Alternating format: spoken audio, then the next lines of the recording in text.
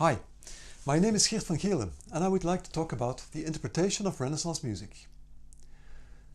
This video is part of a series that accompanied the iBook Thoughts on the Recorder, which is available through my webshop kattenburgrecordings.be. You can find the link in the description. I've also included a clickable link at the end of this video if you want to learn more about it. During the 16th century, a shift from mensural notation took place, where it gradually evolved into the notation used in the 17th century, which is basically modern notation. This evolution provides us with the possibility of backtracking. When we start with the quasi-modern notation from the end of the century, we are well on track to learn the early notations.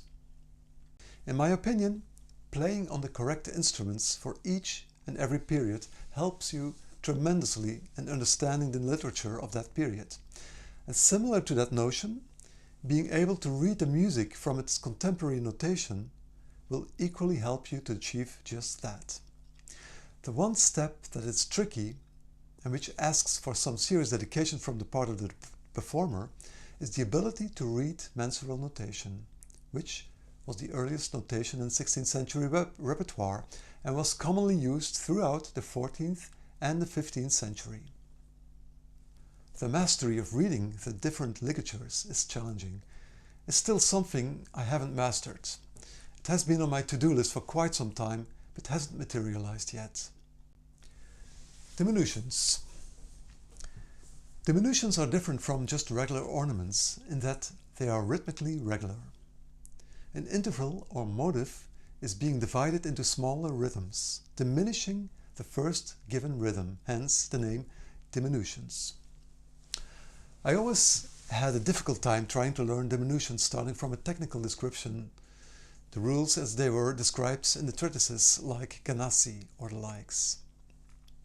I always found it much easier to comprehend when working in the way that jazz musicians used to learn, with a stack of records. Of course, jazz musicians have hardly any solos written out for them. We are lucky that there is a lot available in early music. By playing through a lot of the repertoire and also by listening to a lot of people playing diminutions, I found it easier to get into the mindset of the period. Other people may like better an analytical approach.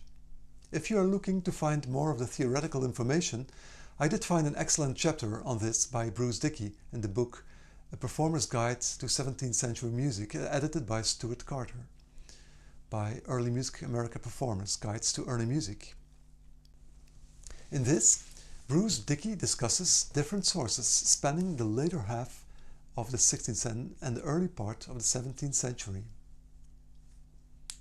Passagi or diminutions are typical for Renaissance repertoire.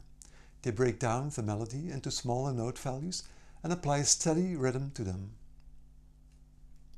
Sometimes just a couple of notes, but at times spun out over a larger section of the melody.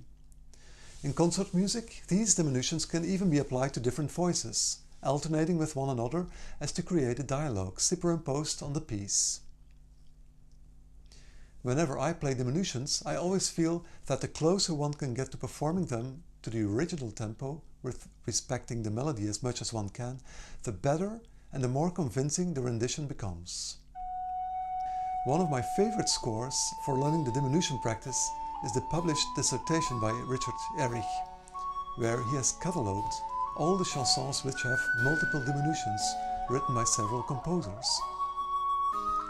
This is a wonderful source of information which you can play around with, learning the diminution styles of the different composers and learning about different possibilities for certain passages.